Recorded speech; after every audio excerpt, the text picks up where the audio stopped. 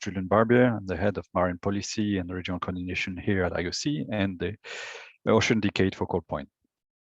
We anticipate a larger number of participants. We've had about 308 registered participants for this webinar, so I'm sure people will start triggering in.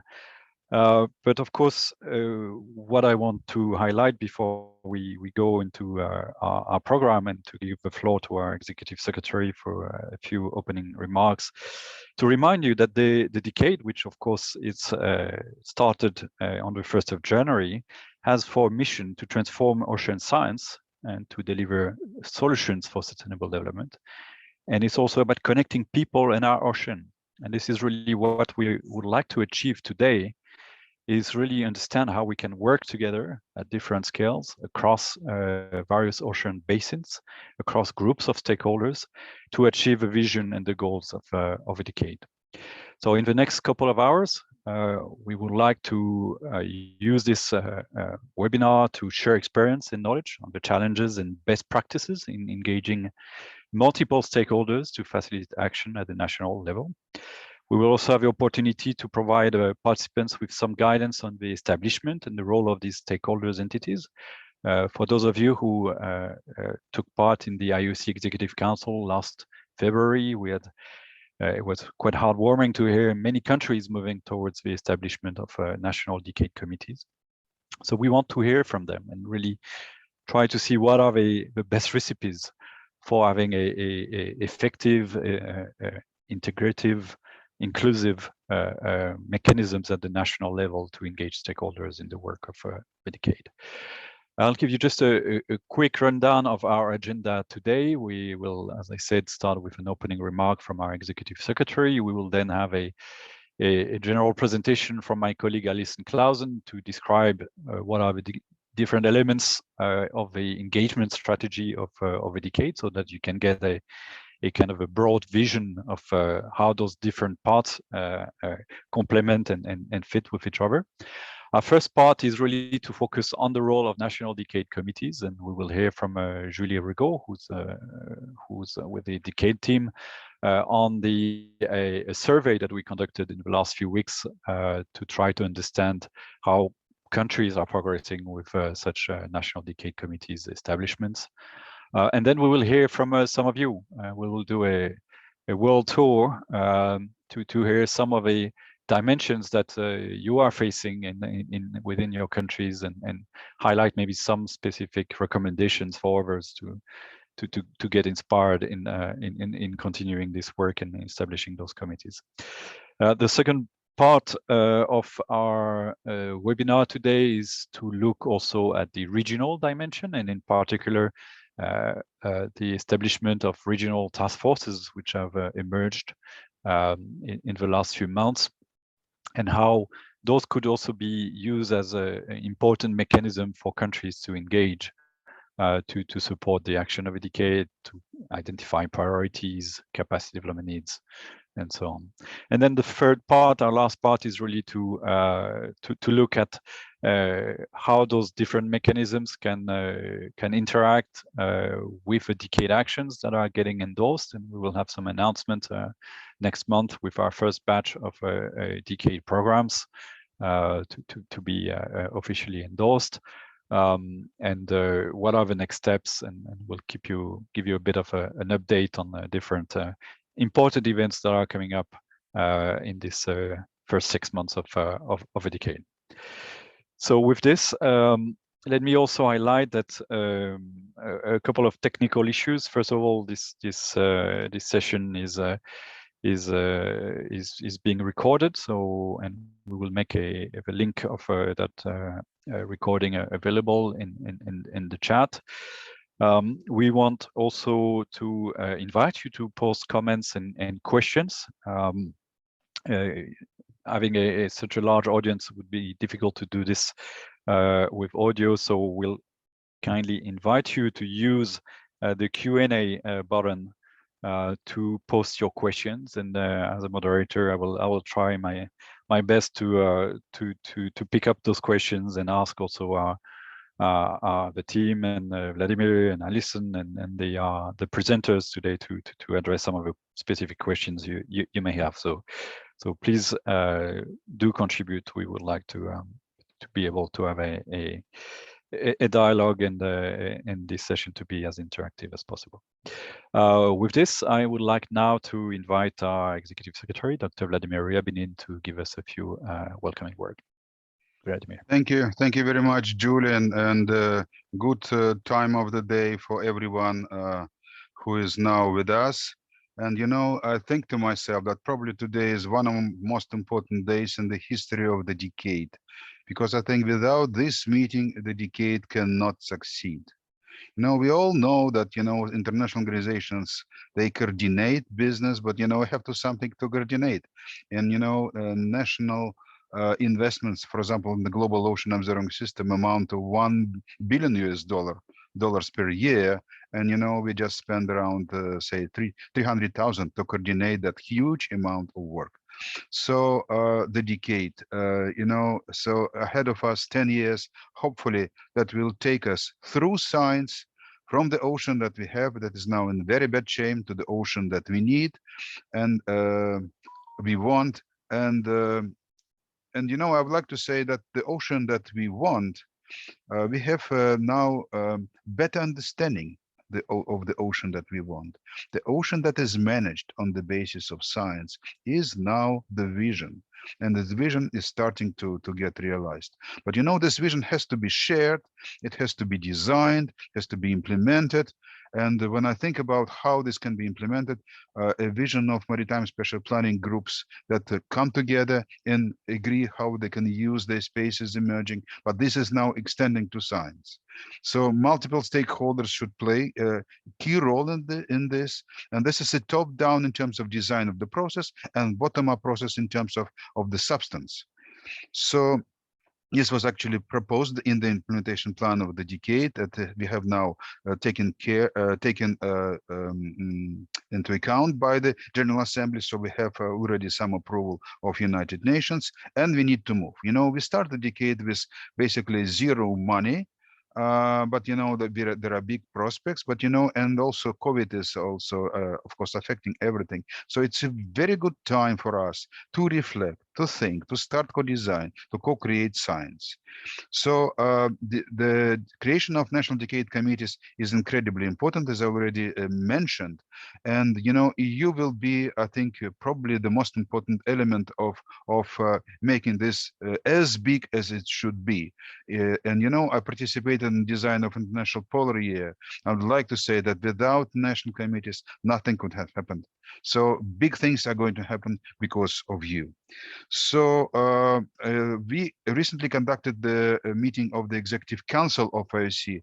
At that time, we had around 20 national committees formed. More committees were being formed, and we hope very much there will be committees in many, many countries. So 304 people are registering for the meeting is a very good sign. So and I think your contribution should be in the co-design of actions, and actually Alison and Julian and Julia are going to speak and present to you some considerations how this work can be organized. And some best practices will be already presented now, best practices, first practices, and we will see what can be done already on the national level. And when we were preparing, and there was a very inclusive process, the plan for the decade, we spoke to thousands of people, hundreds of organizations. We conducted around 20 different workshops in different parts of the world. And some groups already emerged that are working, as Julian mentioned, not only on national, but also on the regional level. There are many groups like this. I would like particularly mention the planning group for the Western Tropical Atlantic region, the Arctic Task Force, and I see Christian smiling, probably smiling. Yes, okay. So and then Pacific Community Center for ocean science. So we have already kind of the whole spectrum of activities, and now I think it is important that we listen we understand what can be done, we start co-create our links, and I hope very much that you will establish your links between yourselves, because this is United Nations decade, it means international decade, so links between national committees are incredibly important. So, and this is exactly the role of this dialogue that we're establishing. This is the start of your communication. There'll be more mechanisms, including this forum for the decade and some other mechanisms. But, you know, I would really invite you to get acquainted, you know, speak to each other. And Alison is going actually to start this discussion by presenting to you the decade engagement strategy. So I think we are now starting to implement the strategy by this meeting, but please pay attention to what Alison is going to say, and then we are going to have a very good discussion. I'm pretty sure about this. Thank you very much for being with us, and let's move forward. Thanks very much. Alison, over to you. Thank you, Vladimir, and good morning, good afternoon to everyone. It's always a pleasure to be here with you, and great to see so many familiar names on the list of participants. As Vladimir said, I really want to start by going through some of the broad principles of stakeholder engagement that have been incorporated into the decade. I think it's important to start with this discussion because they apply, you know, they're going to apply across the stakeholder ecosystem, but they're equally going to influence the ways in which national and regional stakeholders are engaging in the decade. So some of this will not, some of you will have seen a lot of this before, but bear with me because I think, you know, it is important that we all have the same level of understanding about how some of these principles have been developed and implemented. You know, as a start, one thing we've said from the implementation plan onwards is that it is everyone's decade. Not only do we want everyone to be engaged, but we need everyone to be engaged. This broad engagement is going to be essential to co-design, to inclusivity, to diversity, all of these fundamental principles of the decade. And that means that the decade needs to have space and room for a diverse range of stakeholder groups, for different ways for individuals to engage. It also means, because the decade is rolling out over a period of 10 years, that this whole ecosystem is going to emerge organically and progressively throughout the decade. We haven't attempted in the implementation plan or in the other documentation to have a very prescriptive approach to stakeholder engagement, and I think that's really a key message that we'd like to emphasize in this discussion. But what we would like to do is provide a broad framework that can provide some structure, some examples of mechanisms, but that really can be adapted to the multiple different circumstances that exist in countries, in regions, in sectors, in thematic groups, in stakeholder groups around the world. So it really comes back to this idea that throughout the decade, we're not going to have a static stakeholder engagement ecosystem. We're going to have something that is already very strong and emerging, that is building on existing structures in many cases, but that is going to continue to evolve, that is going to continue to change over the life of the decade. And that again is going to give this room and this space for individuals and institutions to participate in as many ways as they want to, without putting limits on the different ways in which stakeholders can engage. So if we can move to the next slide, please.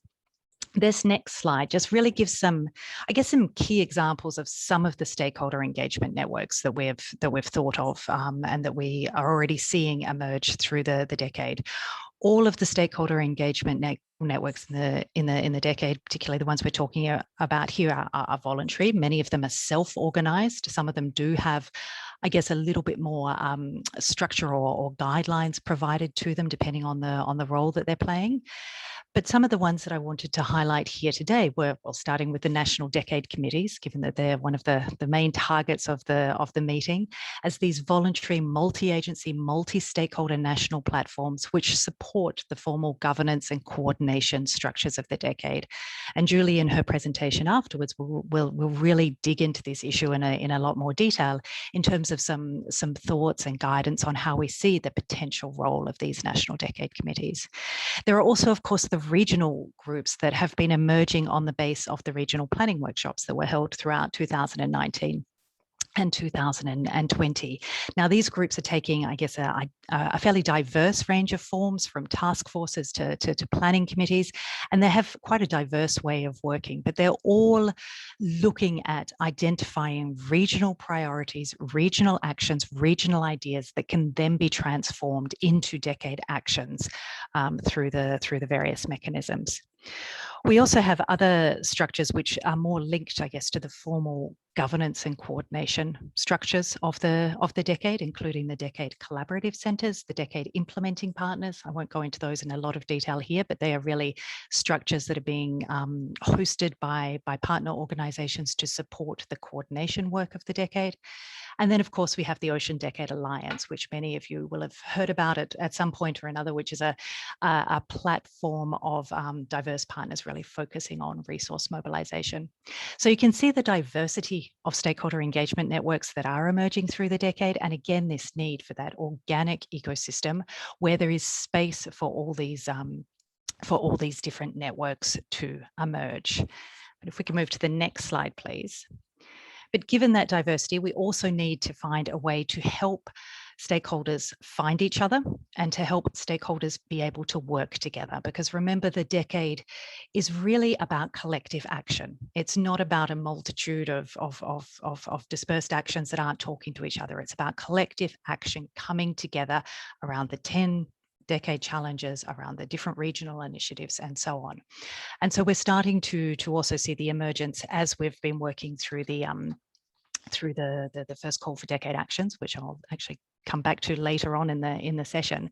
But we're seeing the emergence of different communities of practice, which are really networks or groupings of different actors who are coming together to optimize synergies and be able to work together. Now, these communities of practice are still very much in the early stages of the development. They they are really focused around either the Ocean Decade challenges, so with a thematic focus, or geographically around different ocean basins or other regional definitions. They're not structures as such, but they're really fluid, evolving networks of decade actions, of decade structures, of stakeholder groups who all see a common interest in working together.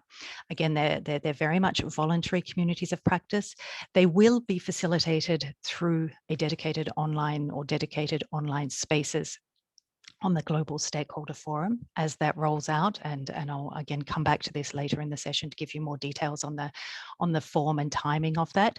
The operation and structure of the communities of practice will really be tailored to meet the needs of each community, and again they'll be voluntary, and partners can join more than one community of practice. But we really see these as an important conceptual organization, if you like, to make sure that again stakeholders can find each other and that stakeholders can work together, whether they be national decade committees, regional task forces, whether they be the programs that are being endorsed, the contributions to the decade. Some of the decade structures will have important roles in acting as the motors or the drivers of some of these communities of practice. But again, they're really the structures that we're going to help facilitate to emerge and operate in coming years to achieve the collective vision and the collective impact of the decade. Now, of course, today we're really focusing on the role and activities of national decade committees and regional task forces, and my colleague Julie is going to go into this in a lot more detail. IOC is increasing more structured engagement with these two groups. There have been some informal meetings that have already been held. Obviously, the webinar today, which we hope will be followed up by other webinars in the future. In terms of national decade committees, there has been an online survey to gather information about the status of different activities in different member states, and this has been used to draft an operational guideline about national decade committees. But again, my colleague Julie will address all of these issues in more detail, but I hope this presentation at least has been useful in providing some of the broad context and some of the background that we've used to really develop the principles of stakeholder engagement throughout the decade. And with that, I'll pass back to Julian. Thank you. Thank you very much, Alison, for this bird's view of those different and complementary engagement mechanisms that have been, designed in the context of the implementation plan of a decade. So as you mentioned, indeed, we are now going to focus on national decade committees, and I think already, at least my conclusion is that you know, there's no one size that fits all, and it is really about you know, the setup at the national level, the conditions, the culture, the way the administration is organized. But what we can look for is certainly attributes of success, and I think this is what we're trying to do in this session, and to hear from also some of you on some of the particular elements you've been quite successful in putting in place within your national processes.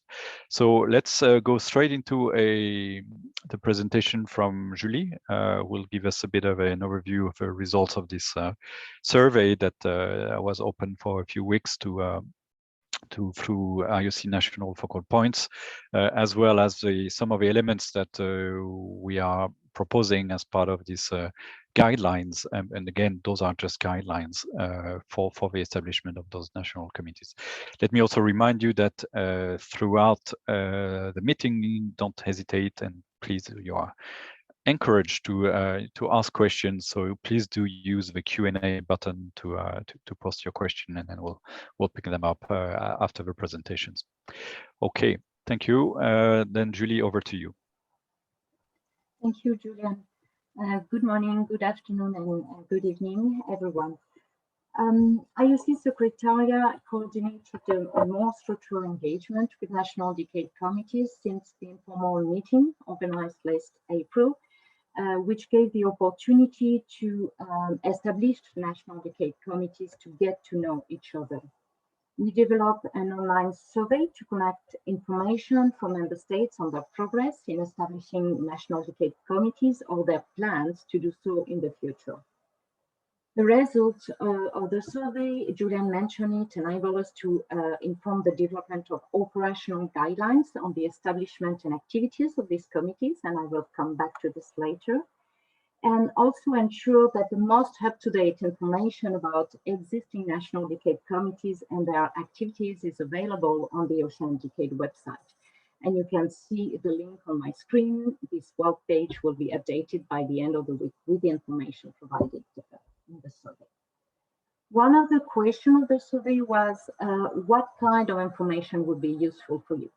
And the participants stressed the need for providing information on the steps to follow for the establishment of these national decade committees, the required format, composition, responsibilities, communication mechanisms between national decade committees and the Ocean Decade, and documentation such as terms of reference, as well as example best practices of other national decade committees and regional activities, and that's one of the objectives of this webinar today.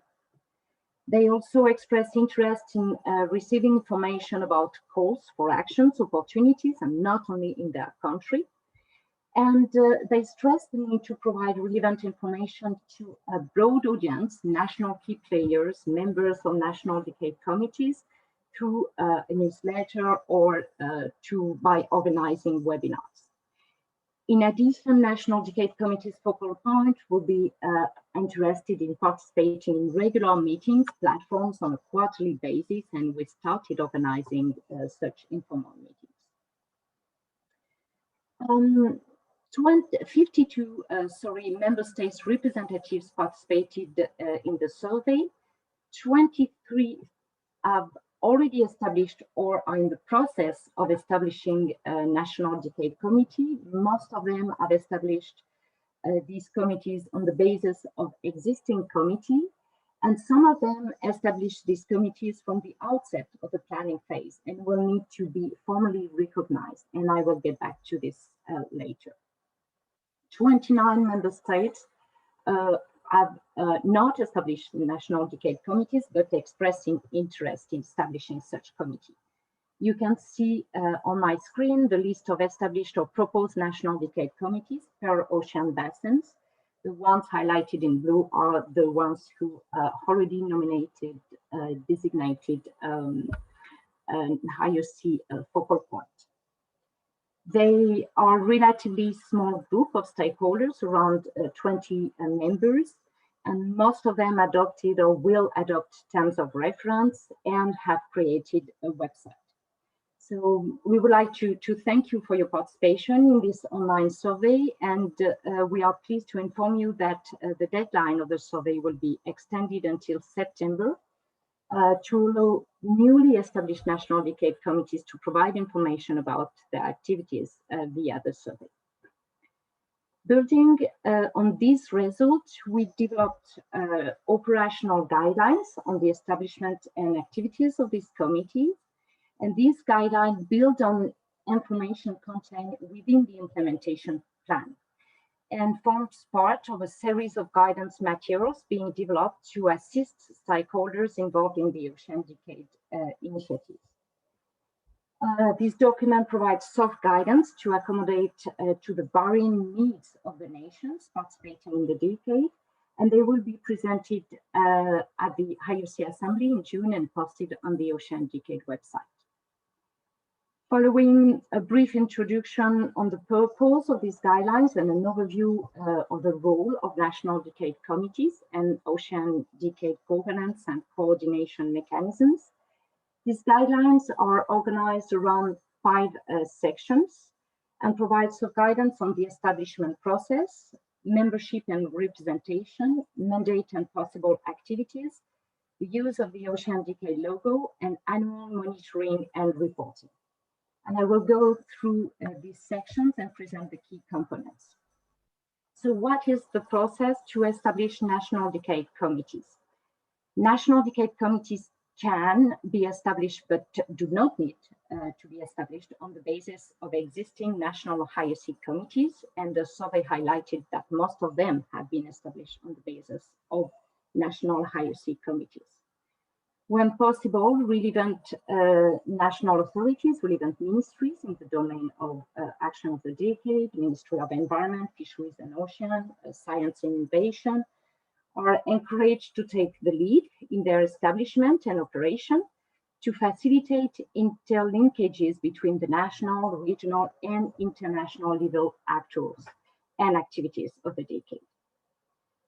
Once the mandate and membership of a national decade committee are identified at the national level, it can be registered to become part of the Ocean Decade as a recognized Ocean Decade stakeholder engagement network. And the request for registration should be sent via the Ocean Decade email address, oceandecade@unesco.org, by the National IOC focal point. Once registered, the National Decade Committee will become a member of the Global Stakeholder Forum, which is currently being developed and will be rolled out later this year. It is encouraged that National Decade Committees draft and adopt terms of reference to serve as an overall framework to guide their work and operations, and they can be tailored to the context of the country. And you can refer to the Ocean Decade website, for example, of National Decade Committees. The German National Decade Committee shared their terms of reference and they are posted online. Who are the members of the National Decade Committees and how will it be represented? Each National Decade Committee will determine its own procedures for identifying members. The Ocean Decade website contains examples of the procedures adopted by existing National Decade Committees to identify and appoint members. And membership is open to any stakeholders, regardless of whether they have an endorsed decade action, submitted an endorsed decade action. Since the Ocean Decade aims to transcend all geographies, culture, genders, sectors, and disciplines, the National Decade Committees are encouraged to engage diverse members of stakeholders such as scientists, research institutes, local and indigenous knowledge holders, helicarrier ocean professionals, philanthropic and corporate foundation, business, industry and private sector, NGOs and civil society, and so on, and the list is not exhaustive. And that's very important because the results, the figures of the online survey highlighted that the established National Decade Committees have a fair sectoral diversity with a lot of experts from universities and research institutes and representatives of governments, a good participation of NGOs and private sectors, but few experts from private foundations and multilateral funding agencies, and very few representatives of community groups. Only 18% of national decade committees that have been recently established ensure the participation of indigenous and local communities. And it will also be important to ensure gender balance. And so far, we have only 33% of female members of the newly established committees. And it will also be important to encourage ECOP's participation, and the figures of the survey highlighted that the ECOP's participation is ensured only for 45% of the newly established national decade committees. So we can help identify these ECOPs through the global network of ECOPs. So please do not hesitate to contact us if you want to ensure this, encourage this participation. The number and members and structure of a national decade committee are flexible. It can be a relatively small group of experts, 15 individuals or organizations, or a larger group of individuals and organizations.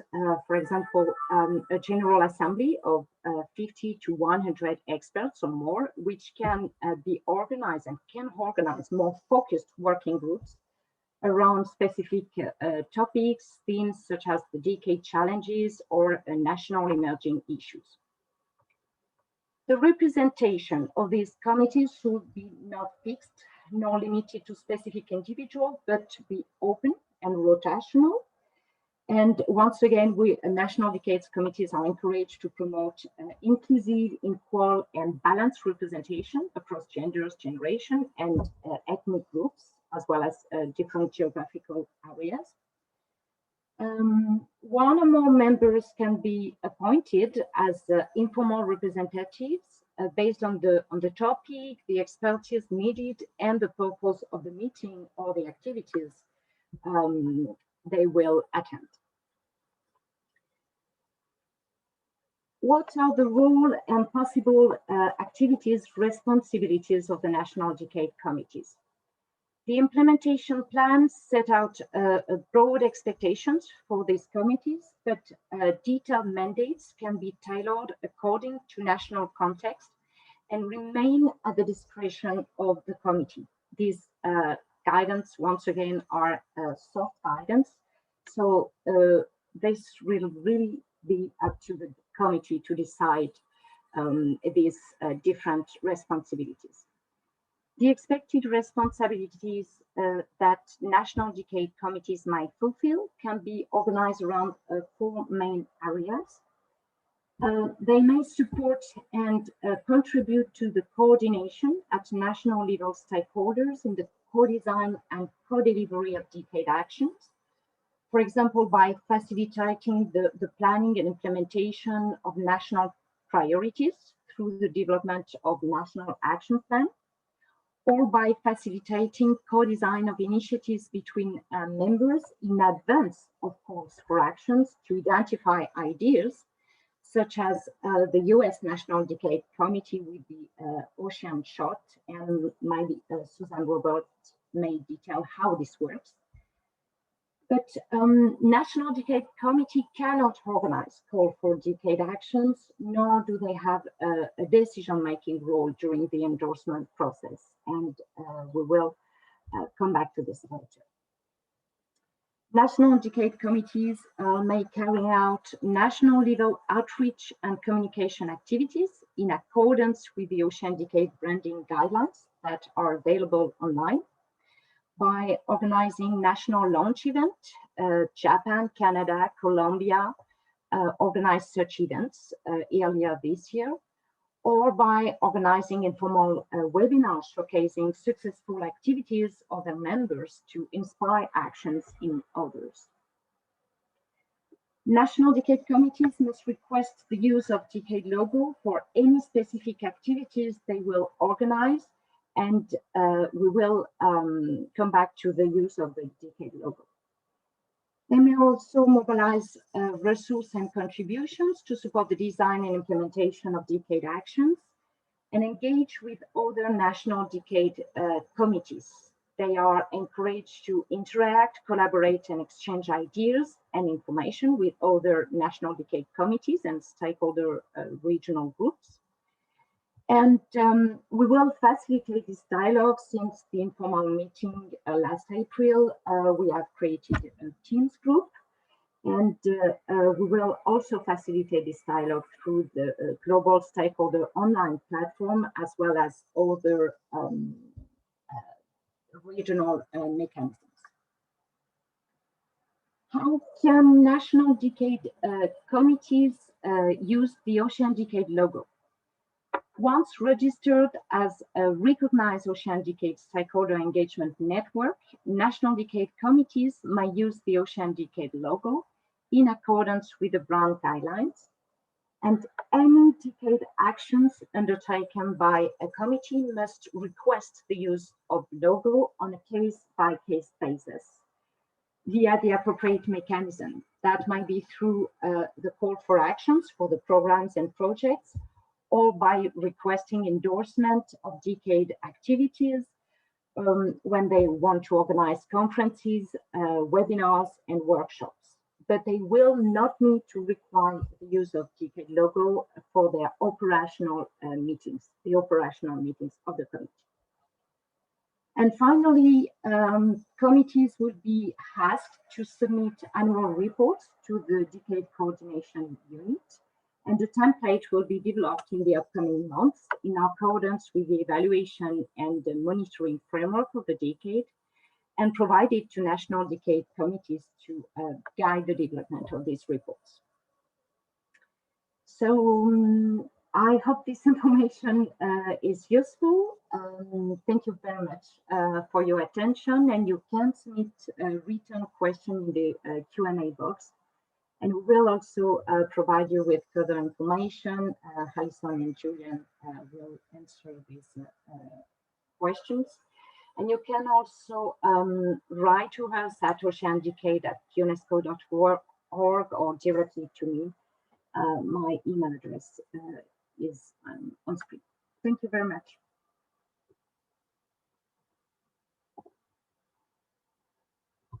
Thank you very much, Julie. I hope you can hear me.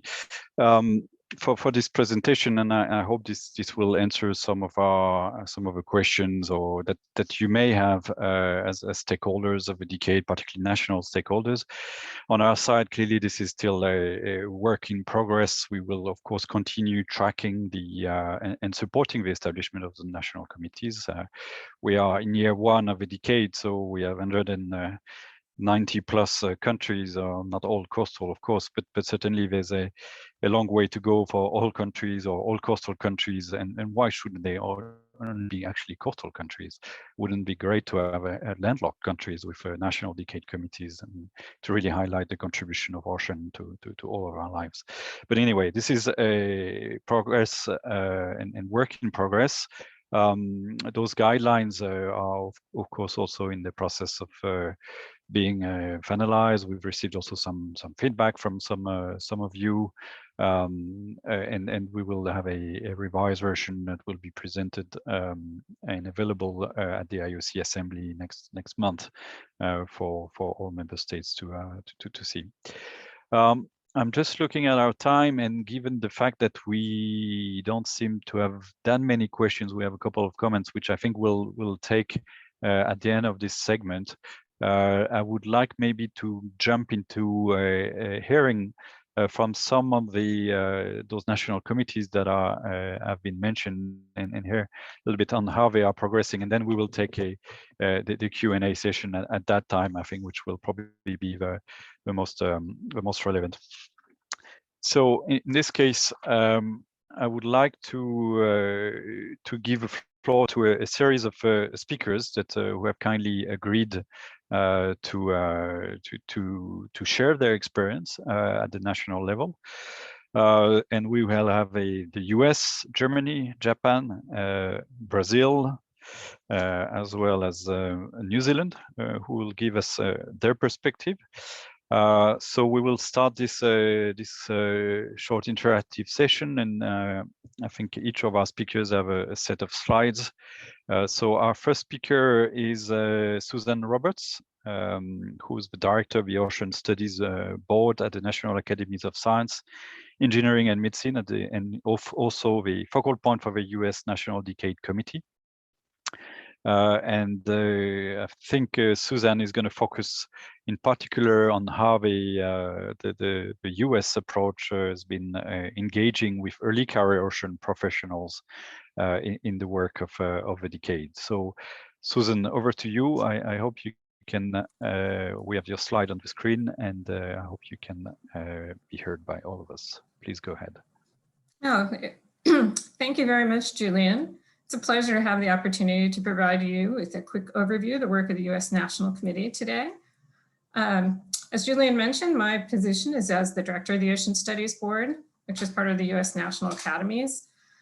And we're also serving as the U.S. National Committee with a few additional members, bringing us up to 23 total members with 4 early career ocean professionals. And I'll get back to that in a minute.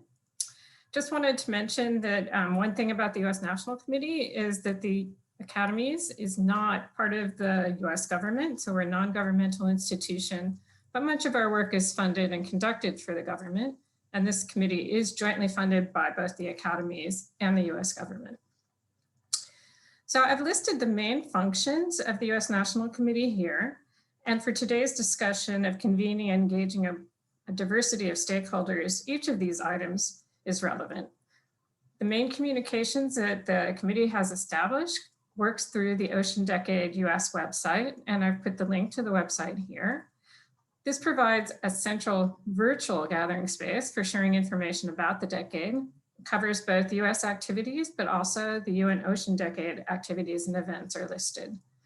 We foster the information exchange through the Nexus organizations. So we have invited US institutions to sign up with us to enable a two-way exchange of information about upcoming opportunities and events.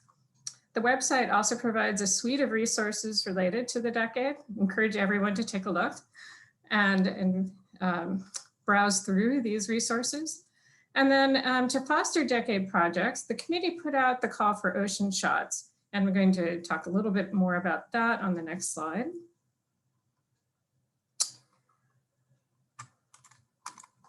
So the committee decided that one way to engage the ocean community to develop research in support of the decade, they could ask the community to submit their ideas for what we're calling ocean shots.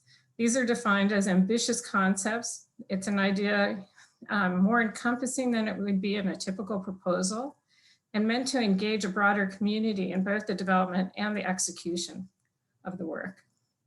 We had a really impressive response with more than 100 submissions for our first call. And so the U.S. National Committee's first major convening event, our launch meeting, which was held on February 3 to 4th of this year, was to focus on these ocean shots, which included plenary talks, a lot of posters, and then breakout groups. But the launch meeting also featured young scientists, and that's what I've been asked to focus on. And so if you can go to the next slide. We were contacted by the Youth Advisory Council, which is a very impressive group of young people who want to participate in the decade. And so we featured them at our launch meeting also. They produced these 2 videos that are shown on this slide, they're available on our website. And they also gave a short presentation during the plenary session.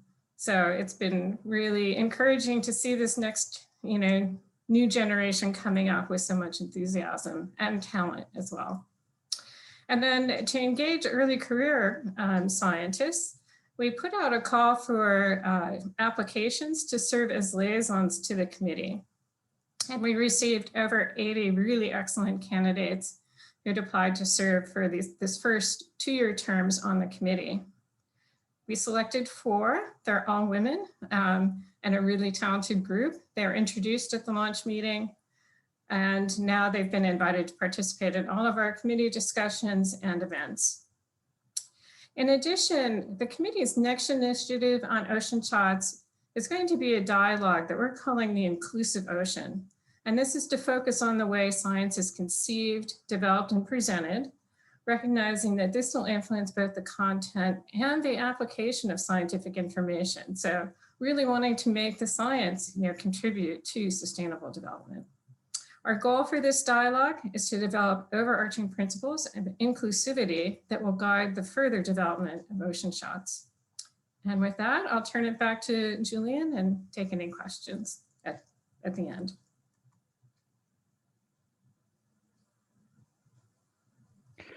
Thank you very much, Suzanne, and congratulations for the efforts of the U.S. National Committee and particularly your work in engaging early career scientists and professionals in the decade. This is quite inspiring, and of course, I also invite all our colleagues to come to you in case there are questions, specific questions, and we may get some questions at the end of this session as well.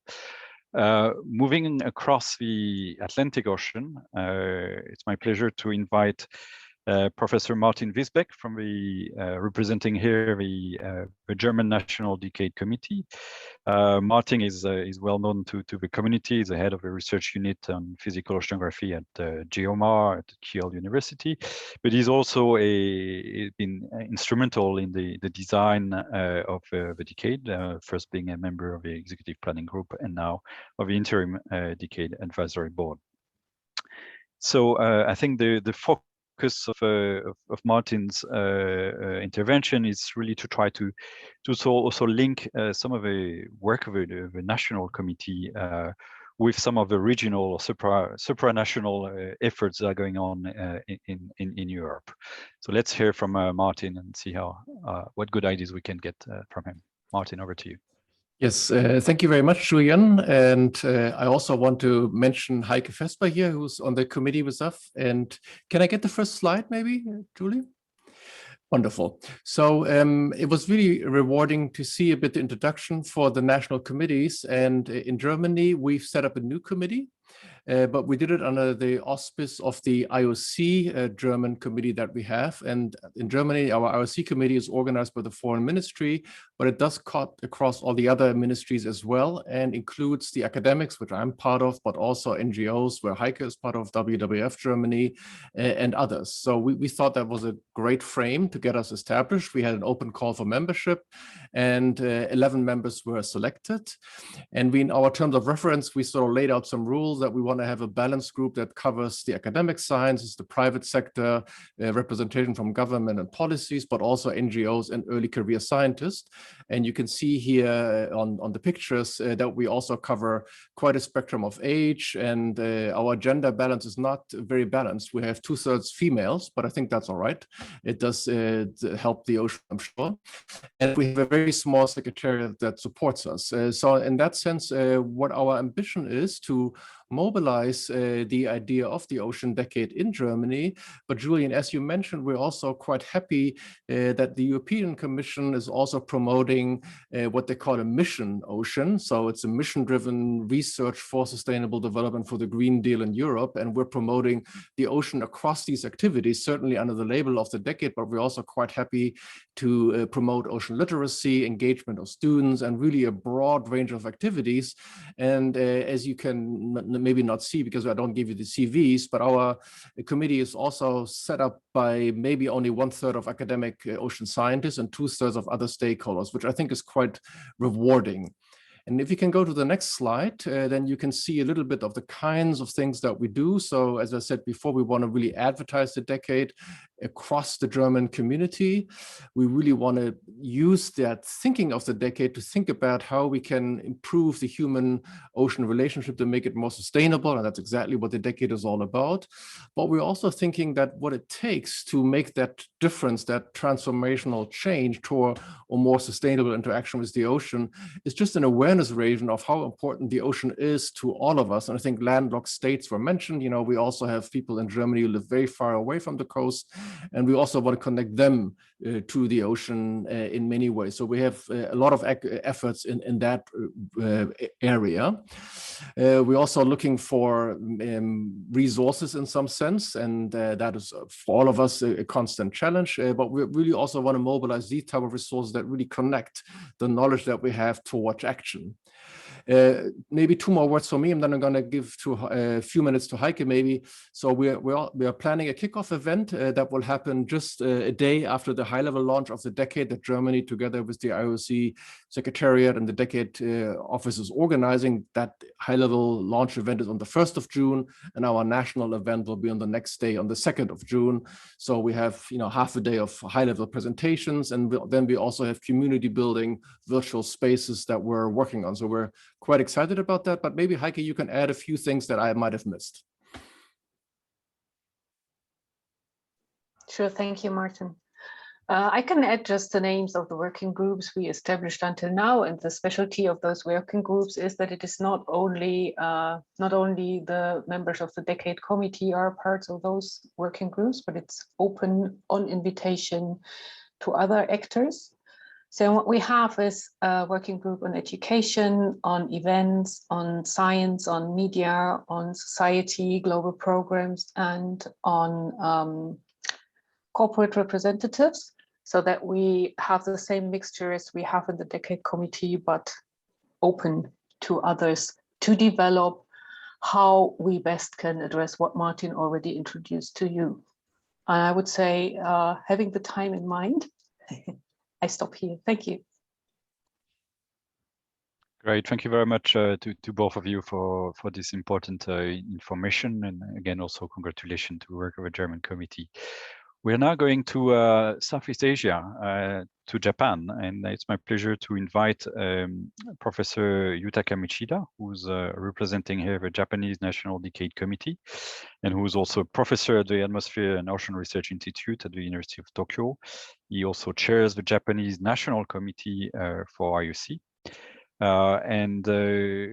Recently, I think in last February, Japan organized a kickoff symposium for the decade, and also launched a decade handbook on good practices for engaging stakeholders in the work of a decade. So I'm particularly interested by that element, and I would like to invite Yutaka to tell us a little bit, give us an update on what's happening in Japan, and particularly also highlight this handbook and how, you know, others could also again inspire themselves from this resource. Yutaka, over to you. Thank you very much, Julian. It's my pleasure to be here as one of the presenters here. Can I have the first slide, please? The Japanese National Committee was established on February 25th this year, based on discussion made since last August when a working group of the decade was launched. The committee consists of 20 members from a wide range of the stakeholders, including academic and the private sectors, and ocean-related ministries and agencies of the government. Actually, currently the 9 members are from government. So you can see that this diagram that is there is a two-tier structure, having the national committee and the working group. This is designed to be well in line with the decision-making procedures, and at the same time, to facilitate the in-depth discussion of the substances by a wide range of the experts of Japanese contribution on Japanese contribution to the decade. And actually, in terms of the wider engagement of the multi-stakeholders, the working group already invited a couple of ECOP members and the experts from the civil society to join, so that we will be able to make this platform of co-designing nature. The member of the National Committee from the government are participating in the discussion at the working group with an advisory status. That is the structure. Next slide, please. So this is the core of the term of reference of the current term of reference National Committee. One of the most essential functions of the committee is to make an overview on what are going on and what will be planned and implemented in the future in Japan to further contribute to the decade, so that we will be able to show the whole national activities related to decade to the international community, as well as we ourselves can see the present status of the national activities related to the ocean decade. These should be the baseline information for us to plan and improve our activities in terms of the more effective contribution to the decade, possibly resulting in well-organized new proposal to the upcoming call for the actions. Actually, the committee co-chaired by Professor Shigeki Sakamoto, the president of the Japan Society for Marine Policy, and Dr. Atsushi Tsunami, who is the president of the Sasakawa Peace Foundation. Both are the social scientists.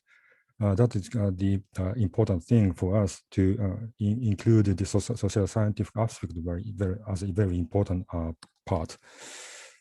Next slide, please. So that slide shows the ongoing activities of the committee and the working groups. We have the virtual and the in-person hybrid meetings have been organized regularly, and our website has already been launched. And as Julian mentioned, that the west side of this panel shows the booklet of the summarize the ongoing activities in Japan, which will contribute to the decade. This was already published in online, and then the English version will come soon. So this is the kind of the baseline information for our activities related to the ocean decade. And I can share you this kind of practice is very effective and for the future the planning. So that's all. Thank you very much, Julian. Thank you very much, Yutaka, for this important information. And in fact, I hope indeed that this little booklet that you have prepared will be available in English, and we will certainly be very happy to put that on our Decade website for sharing for others. And that also reminds me that we are about to release a new publication, which is an engagement brief, which basically summarizes within 4 pages all the different modalities for engaging in the decade work. It describes the National Decade Committees, describes the Decade Collaborative Centers, the Stakeholder Forum, the different links and resources, as well as publications. So this is also something that hopefully we will have in several languages that can help the community to navigate the waters and find its way through the different decade mechanisms. So we'll I don't know if I don't think the link is still available, but this publication is going to come online any day now. So we will certainly share that with all of you. Okay, now we again cross 2 oceans, or maybe one and a half, let's say, and go to Brazil. It's my pleasure to invite Claudia Alves de Magalhães, who works as a senior science and technology analyst at the Department of Science Policies and Programs of the Ministry of Science and Technology and Innovation of Brazil, and who has been also very instrumental in supporting the efforts of the Brazilian National Decade Committee. And so Claudia will tell us a little bit more about how this whole dimension of engaging local communities is being approached in Brazil, which also is an important element, in the work with national decade committees. So Claudia, over to you. I don't think you have slides. I understand you don't have slides, so it's just no. I will just speak openly. Are you hearing me well? Very well, thank you. So, good morning to all. It's a pleasure to be here. It's a pleasure to see a lot of friends that we already know together with us, because it's a decade for us all. And I would like to give some bullets from our process in Brazil for the implementation of the decade. In the Ministry of Science, Technology and Innovation, we are the scientific responsibles for the IOC activities in Brazil. And this ministry is an exception and a novelty in our governmental system because it is composed by stakeholders that entered by public calls, and we have a very strong scientific background. So this influences our views, our points of view of how to approach the best science for society. So in this regard, we consider the Brazil as being a continental country that could be a study case for our decade process. In the decade mobilized all the world. It is very appealing, and it talks directly to our hearts and our minds, because the ocean embraces us all. So for this reason, this enthusiasm from all the globe. But on the other hand, we are, in Brazil, we say we are changing the wheel with the car moving. So we are learning with our experience.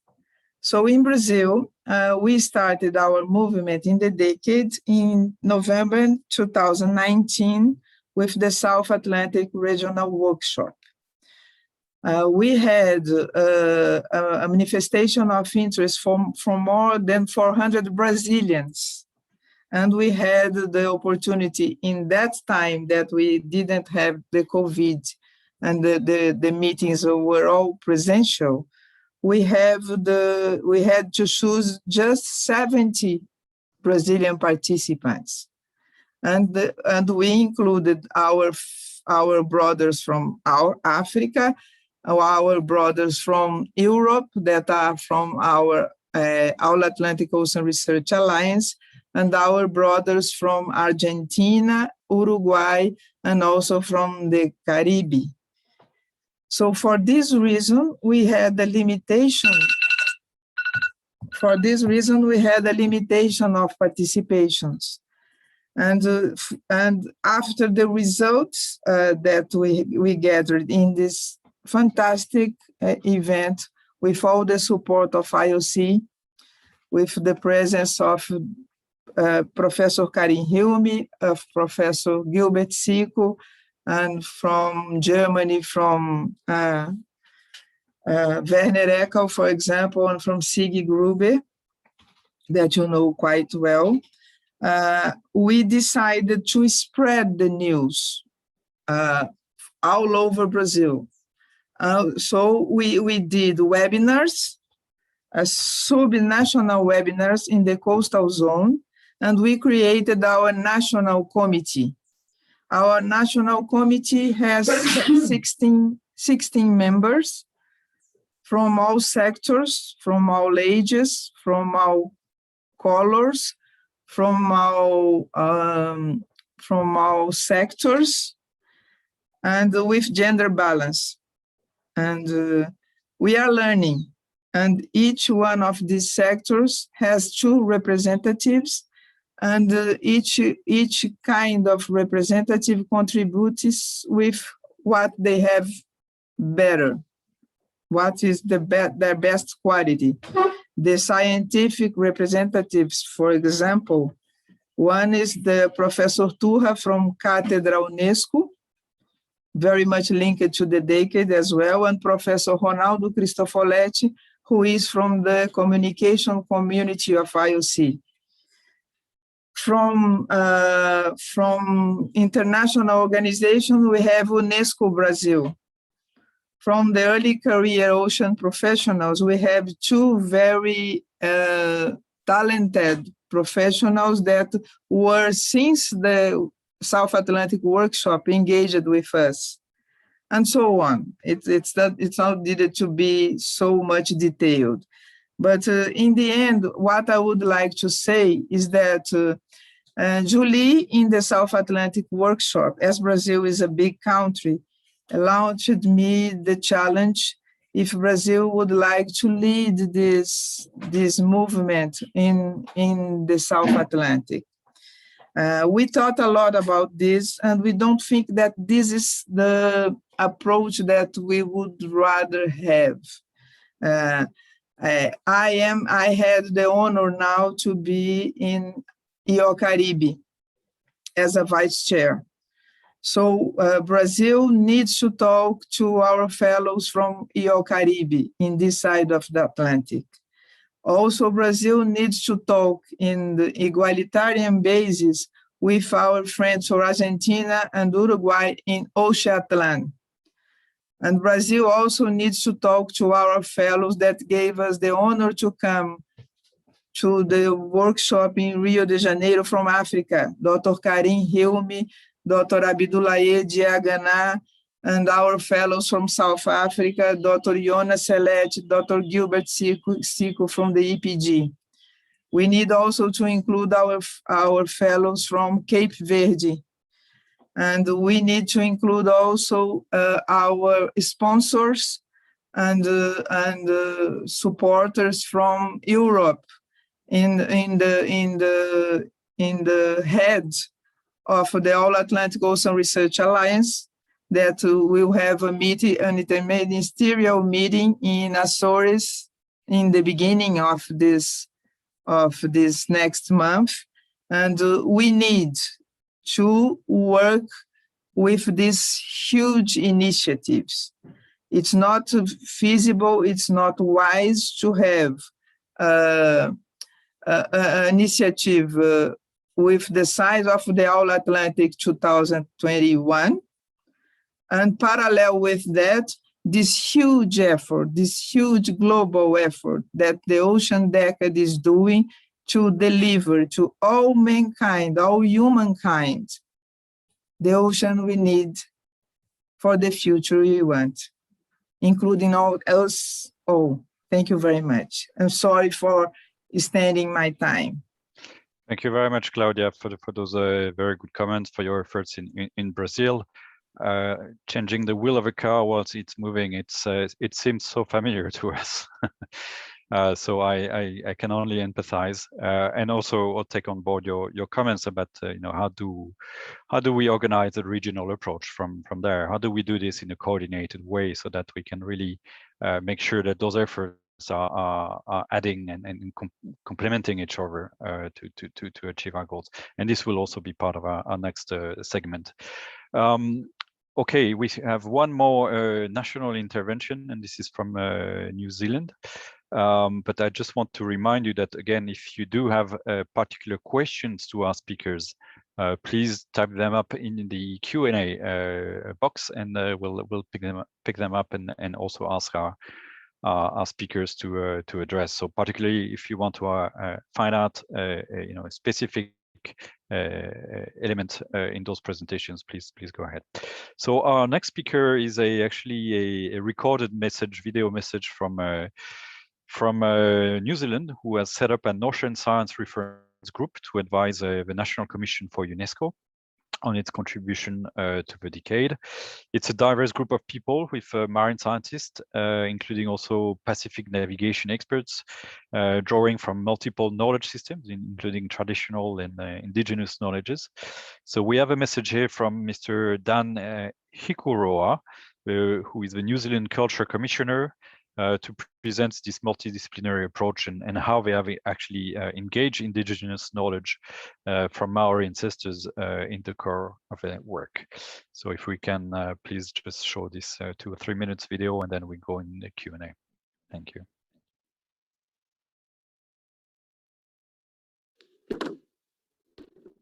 Tēnā koutou katoa. Ngā mihi nui kia koutou katoa a iwi takitaki o te ao nei. Ngā mihi mai Aotearoa, New Zealand, kia koutou katoa. Good morning and greetings and best wishes from Aotearoa, New Zealand. Ko Dan Hikuroa te koinua. My name is Dan Hikuroa and I am the UNESCO New Zealand Commissioner for Culture.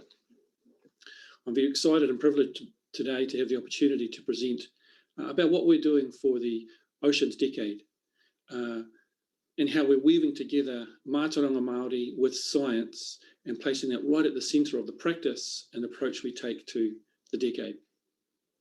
So Mātauranga Māori is the knowledge, language, culture, values, and worldview of the Māori people of New Zealand, the Indigenous peoples. And inclusive within that are ways and mechanisms about how we undertake research, about how we undertake drawing together meetings, about how we collaborate with one another.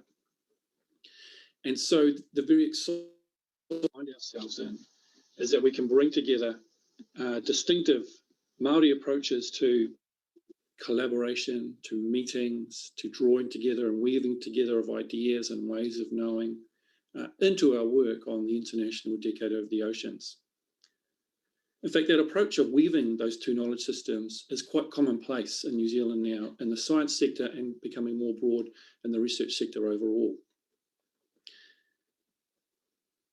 What has resulted is a process that has brought together a group to form a term of reference to start to understand about how we might approach the Oceans Decade in Aotearoa, New Zealand. And through doing that process, through following those, what we would call tikanga, traditional Māori ways of doing things, and tikanga means doing it the right way or doing the right thing. And so we are brought together, and what we have now is diverse perspectives across expertise, across gender, across different ethnicities, across different age groups. And so we have a multi-diverse group that forms our national committee now. So we're very excited that in the broader UNESCO context, interest has been shown in the way we bring things together.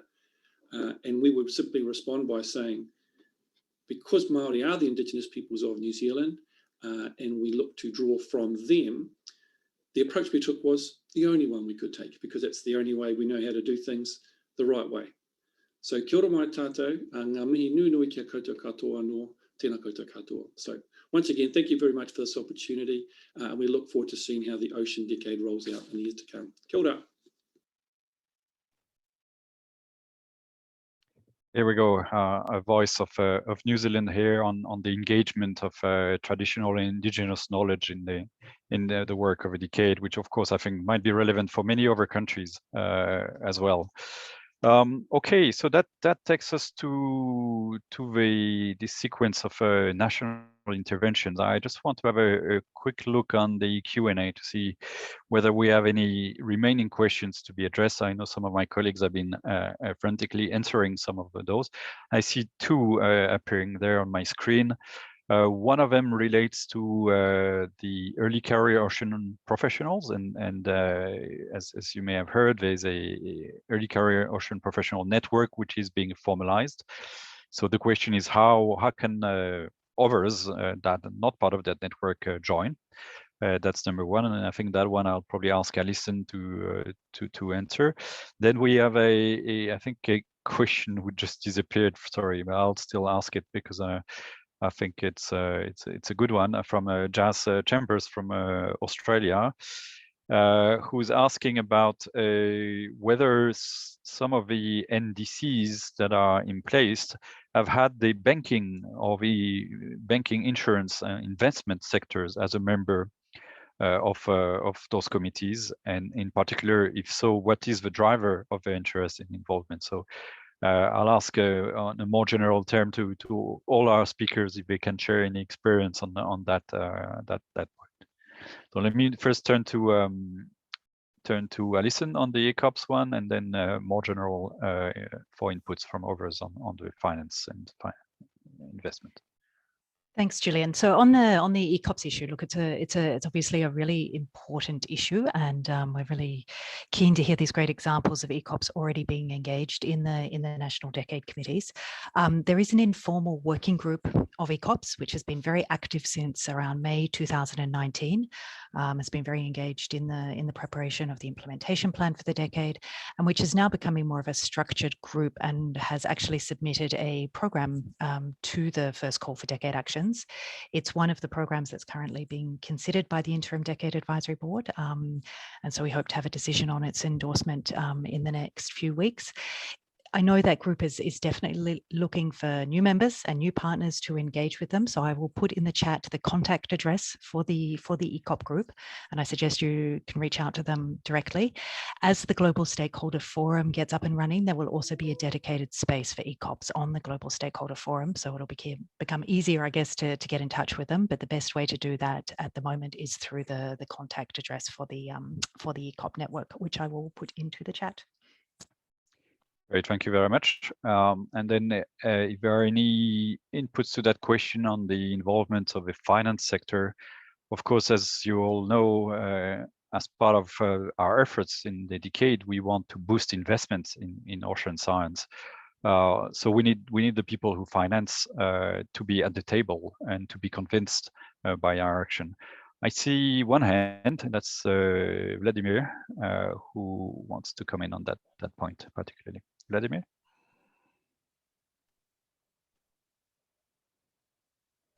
We can't hear you, Vladimir. Number 3 today. All right. So yeah, it's a very pertinent question, Jasmine, and thanks, Julian, for giving me the floor. So so the question is how to engage and whether it is useful to engage banking sector and insurance sector in the work of national committees. The answer is definitely yes, but it is not easy. The idea of insurability is one of the most important in the insurance and reinsurance sector. And I think what ocean science is going to do in terms of safe ocean is to make many of the coastal activities and locations more insurable. And this is a revolution that may happen. It is a revolution that is more applicable to what we call developed world, and that we dream to have it more applicable also to developing world.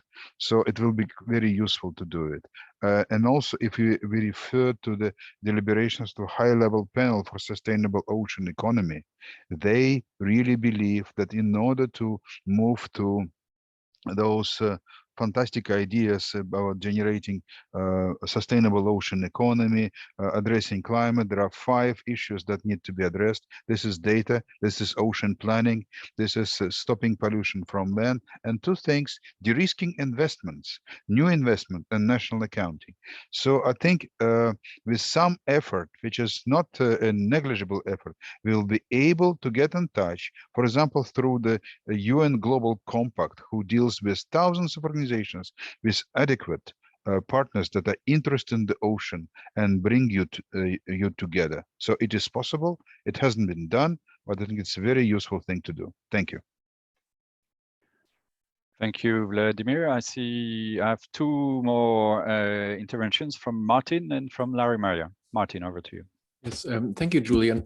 I'd like to take that question and ask it a little bit more in the context of the UN Decade of Ocean Science for Sustainable Development. So the question is, what type of science would enable the engagement of the banking in the type that Vladimir was telling us? And I think it's the science of resource economics. It's the science of de-risking the investments. So I think it is important to link to the economic scientists as well, because they then come in with their stakeholder on the action side, which is the banking, insurance, and investment strategy. So we've made some inroads in resource economics characters in our work. But I think we have not yet went to the finance sector as such. And I think for them, working in a committee like the ones we're proposing to them is a bit tangential at this point, but they get more interested when you come up with potential solutions that involve the positioning of the financial sector. So I like Vladimir said, it's a very important stakeholder to bring in, but in the spirit of the decade, I think it also means to bring in the kind of science that informs their decision-making. I think the decade has a great opportunity here to go beyond the traditional marine national science orientation to also take into account the resource economics, the political science, and the social sciences that would enable us to engage in a very informed dialogue with these actors. Thank you. Great, thank you very much, Martin. We go to Larry Mario from the US National Committee. Yeah, thank you. And I agree with everything that Vladimir and Martin said. This is an extremely important sector, and it is important for us to get them involved. if I look at the experience on our committee, I think we're fortunate in that one of our members is the president of an NGO. And so I think we've been able to at least communicate with those sectors one step removed. It's an easier entry into that community. The NGOs have had some experience dealing with those communities. And so through that interface, I think we're getting some input into that community, but it's just a suggestion for a starting place. Great, thank you, Larry. And I have one more intervention from Yutaka. Thank you, Julian. Regard to the membership from the investment sector, our committee has the 1 or 2 members from that sector. But actually, we had the discussion on this point at the earlier stage of the discussion on membership. And fortunately, one member from the Federation of the Economic Organization, which is Keidanren, they agreed to join us. And also, we invited the Nippon Foundation member as the member of the National Committee. But the wider involvement from the investment sector would be should be considered at a later stage again. Thank you very much. Great, thank you very much, Yutaka. Okay, we'll take. We have one more question I would like to take because I think it's a very good one, and then we'll go into the original task force event. So that question comes from Kate Wing. And she highlights that Vladimir, in its introduction, mentioned the fact that we are gathering ocean information and how relatively little is actually spent on coordination. So the question is, are you tracking investment in coordination as part of a decade? And this could really help make the case for continued funding for communities of practice and other coordination efforts. So to me, that's a critical one, because this is something that we are at the heart of. Whether we are working at the global level or you're working as stakeholders at the national level, we need to really embed those coordination efforts as part of the role and really give a message that without this coordination, it would be very difficult to achieve the objectives of the decade and the mission and the designed approach that we want to deliver. Vladimir, I know this is music to your ear, but do you want to comment on this one? Thank you very much, Julian. I would be very happy to do so if I could. Because, you know, I think it's just this work is starting. We know roughly how much is spent on science in the ocean, you know, in terms of numbers, in terms of percentage. So we know that 1.7% of the research money goes into ocean disciplines. We also know how much is spent on different international programs involved in coordination, like Future Earth, previous Earth System Science programs. And this is, I think, a number of the order of first tens of millions globally. But, you know, the investment into research is measured in, I would say, hundreds of billions. So, you know, the conclusion is that coordination is under-resourced, and because of that, the efficiency of investing more money into research is not so high. We can improve that. So, but you know, we haven't done the homework yet.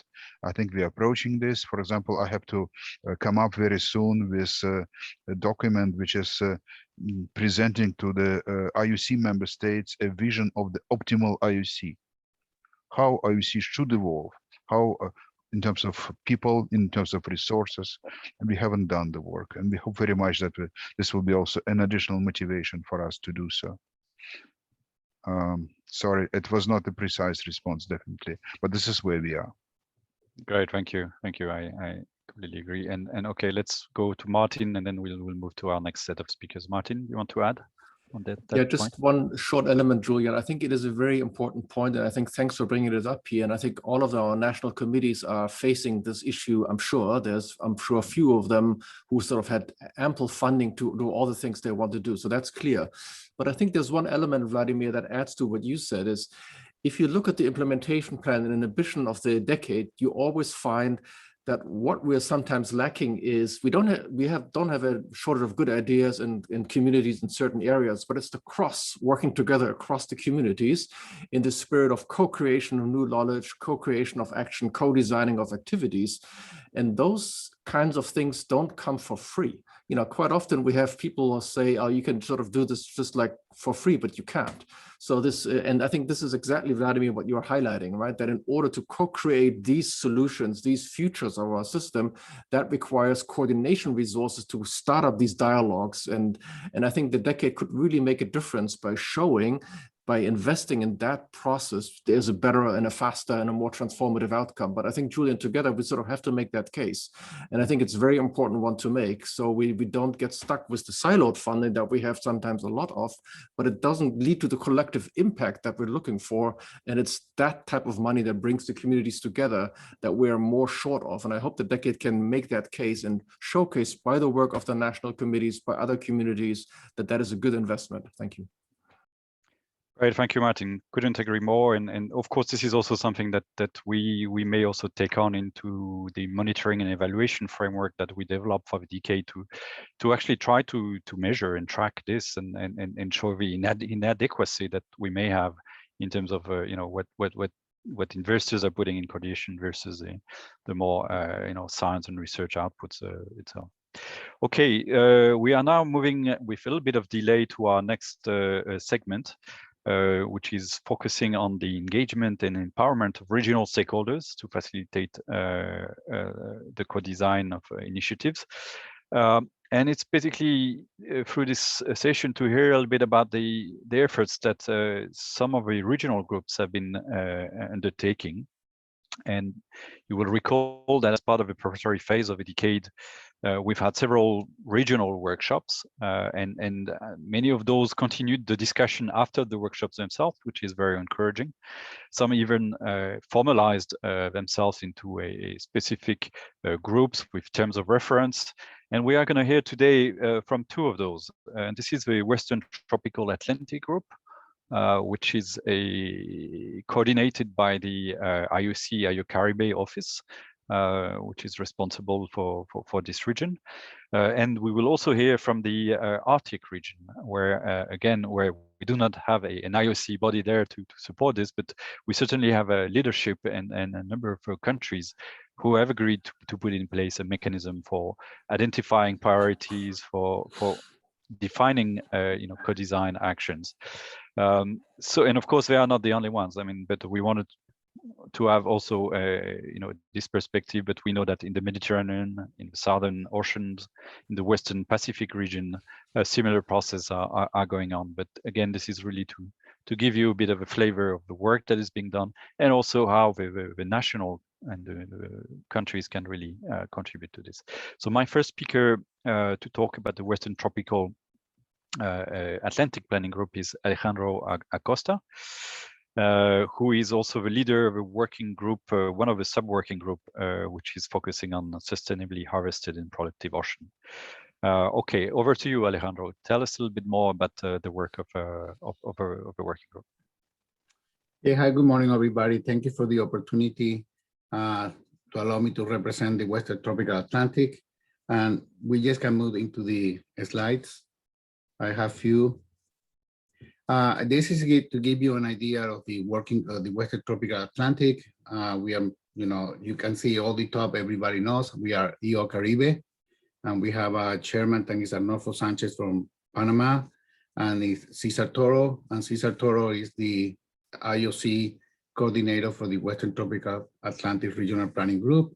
And then we have 7 working groups, and they are consisting from people from different backgrounds, going from the UN nations to academic and directors, research centers, to NGOs, and to mostly universities. The next one, the next slide. Yeah, most of the work that we are conducting is based on what is work mentioned for everybody, regional workshop that we organized in April 2020. And that was a mechanism that allowed us to identify gaps in science, management, and policy in the region.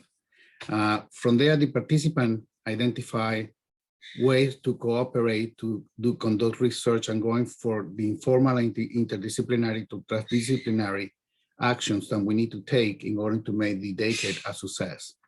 We identified that we needed to strengthen regional coordination and strengthen the dialogue about the different stakeholders.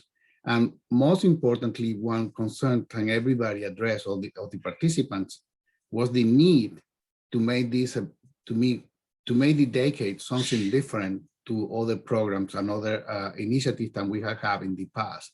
And this has to be based in stakeholder partnerships, and these partnerships need to be built in trust. And that's one of the things that we came out from this workshop that was very important. We need to be able to implement and to implement in a trusted manner. So the next one. So in that way, I just gonna, this one is a slide for the working group 5, Sustainable Ocean. And we can see that from the workshop, we identify the challenges that we have, what the decade can provide today, how we saw an overarching vision based on science-based solutions that should be participatory, inclusive, transparent, and adaptive, and should consider all the actors in the region. And then one thing that we noticed and is very important is the outreach. How we engage, how can we communicate? We need to go to the national, to the regional, to the transboundary region actions. This is a very diverse area with over 29 countries, 3 different languages, small island states, developing states. So everybody has different capacities. And there is a lot of stakeholders that we need to be able to reach. And that's the important thing from this. Everybody, everyone has to be engaged. Next. So what are the next steps that we have? But we noticed that we need to identify, you can see all of them. Those are 4 different steps that we have. But one of the most challenges that we have noticed from trying to organize and working with the different working groups, because each working group is holding workshops with the people that we identify that were interested in participate and provide input and cooperation to the decade and to the different working groups. But what we found and we noticed is that there is a gap reaching some people. We are very good reaching academics and young scientists. However, we are lacking, even though there is a communication about the focused governments and the policymakers and regional bodies, we are lacking the participation of those institutes, of those groups of stakeholders into the process. They are more difficult to reach when you try to have a workshop or you ask them to participate in the working groups. There is a gap on those ones. So we need to be able to reach private sectors more strongly. We need to be able to reach policymakers and implementers, managers. Those are the ones who are really gonna be able to move at the national level, at the country level, the initiative. We need to be able to identify a clear message that we can send to all of them, and they all relate and they can all buy. And we need to be able to use communication media. These days we have social media that is very important, and we need to be able to be more active into that and make this something that belongs to everybody, not just only to scientists, academics, and people who are engaged into the center. And more importantly, one of the points when you go, I have been involved with countries that have developed initiatives on their own. And I have given talks to try to introduce not only the working group fight, and I take a lead, but also the decade is the concept, and everybody's thinking that the decade is going to be funding projects, that there is money to be allocated to decade projects. So we have to be, we are very clear among ourselves, but we need to send the message very clearly that the decade is not a funding mechanism, but it's something that is a tool and an instrument that will allow us to take the ocean to a different level. So those are a few of the comments from the Western Tropical Atlantic. Is, I say, it's very diverse region. We are facing several challenges, but we have 7 working groups working very actively. Some of us have provided white papers for publications, and we have provided different, always continuously providing webinars and information throughout the region. But I think we need to enhance our outreach to key stakeholders in the region. Thank you.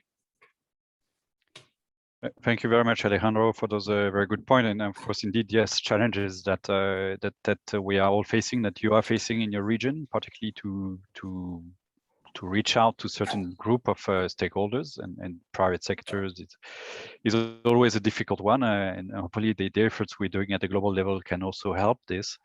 I think it's very important to also highlight this, these working groups, and this really as a platform for getting co-design action across the countries, but also across the stakeholders. And again, I think it's also, we are learning and doing in this process, including this whole concept of co-design, and that requires technical skills. This is certainly an area where we want to provide some assistance, and I just want to highlight that thanks to the support that Norway has put towards the decade, we will be supporting some capacity development activities in the regions, including in the Caribbean region, to really get the stakeholders to get these new skills that we need to engage in co-design actions. Going to a much cooler place, we are now going to the Arctic region. I would like to invite a Christian Risager Simonsen, I hope I'm saying your name correctly, who is the coordinator of the Arctic Task Force, and who's going to talk to us a little bit about the effort of the task force in developing a regional action plan. Christian, over to you. Thank you, Julian, and thank you for having me today. So yes, I'm here on behalf of the Danish Center for Marine Research, who has been so fortunate to be able to host the Arctic process, which we have called it. Could I have the next slide, please? So the Arctic process aims to answer 2 key questions. The first is what the barriers are for seeing progress towards the global societal outcomes of the decade, as they're defined in the implementation plan. And then obviously, what are the solutions to overcome these barriers? Now, when we talk about the Arctic regions in plural, we aim for the agreement on enhancing international Arctic scientific cooperation, which is the map to the right on the screen, just to have some sort of idea of what regions we are addressing here.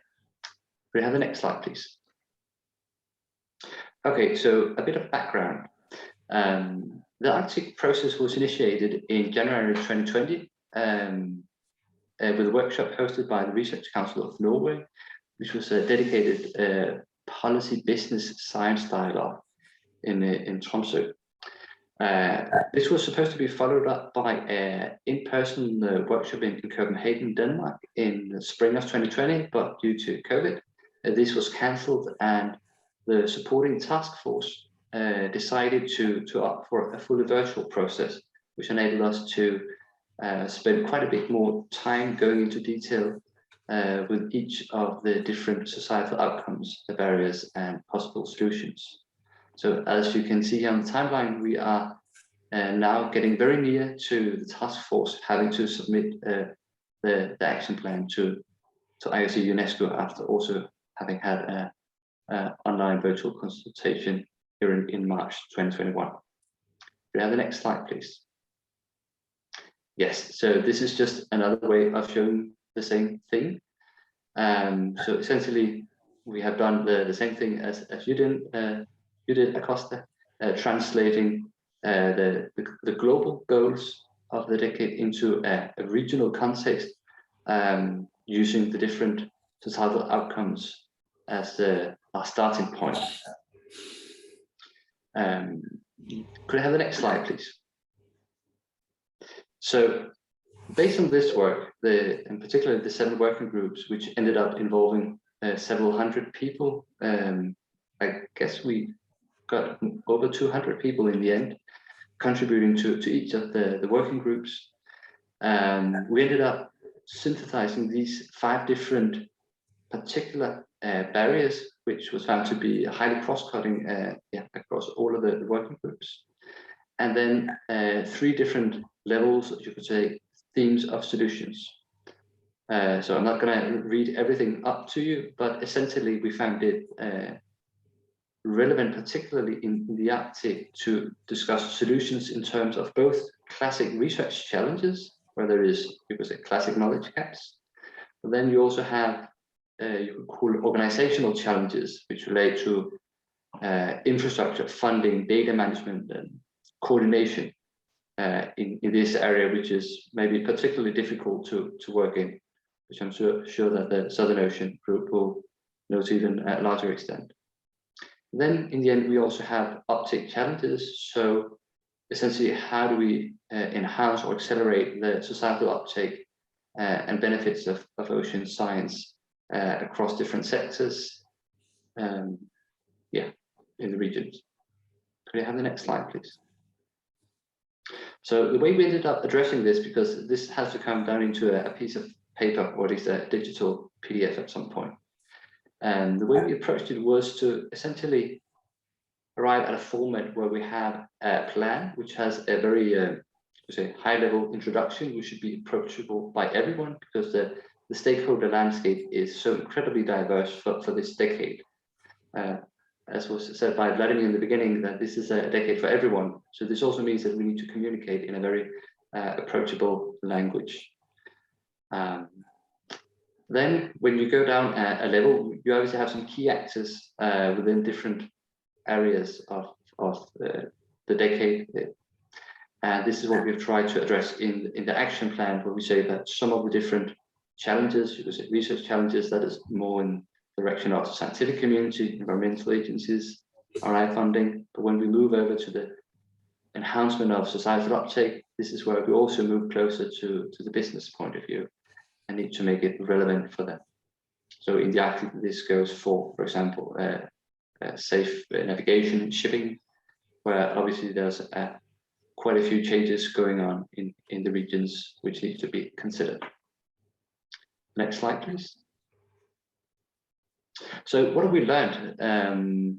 Well, first of all, we were very fortunate to have a lot of interest and enthusiasm from the participating stakeholders, which came from a highly diverse background. Also, the quality of input was incredibly high, which made the condensation and synthesis incredibly difficult. And therefore, I can only recommend for any future efforts at regional levels as well as national to have very diverse task forces or advisory groups to help those of us sitting doing the writing comprehend the different perspectives, because when you have regions such as the Arctic, the perspective coming from indigenous peoples and classic academia in Europe or maybe Asia, it will be very different. So advisory groups is a wonderful thing to have by your side. On the negative side, we did find it slightly difficult to engage some stakeholders, especially before we actually had a plan. So it's difficult to have, let's say, national support for an action plan before it's actually written. We know it has been discussed as part of the Arctic Science Ministerial, where the ministers in the Arctic countries are discussing whether to endorse a plan of this sort. But we did actually succeed getting this endorsement because we didn't have the final plan in hand to show them. And finally, of course, there was also some stakeholders who just didn't see any benefit from being involved with the decade.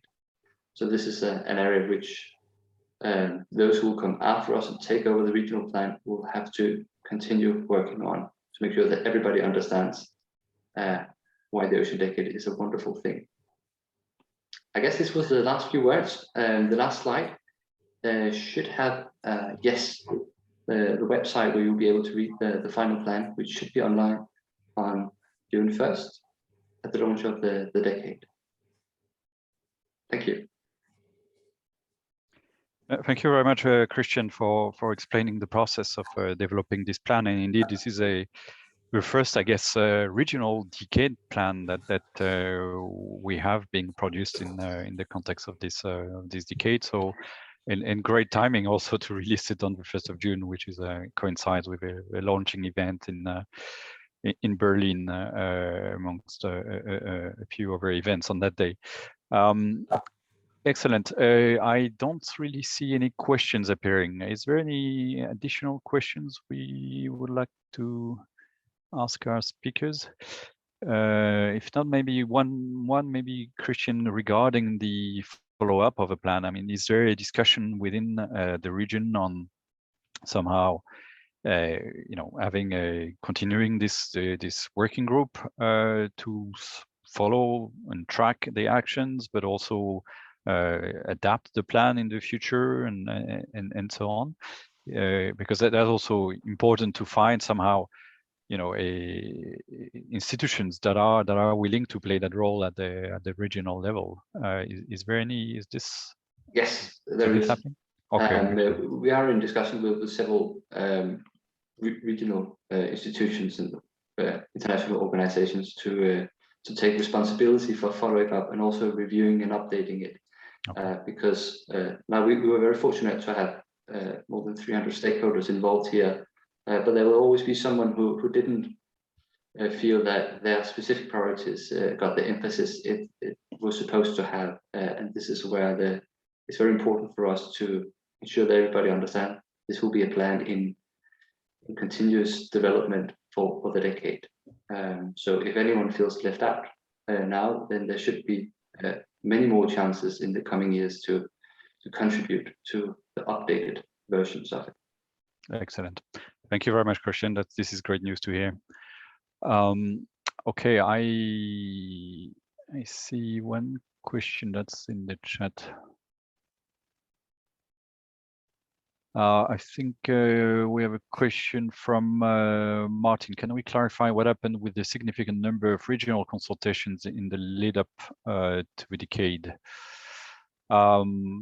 Yes, so as we mentioned earlier, we, in 2019 and 2020, we had, I think, a series of about 11 regional workshops that basically provided the basis for some of those regional interactions to take place.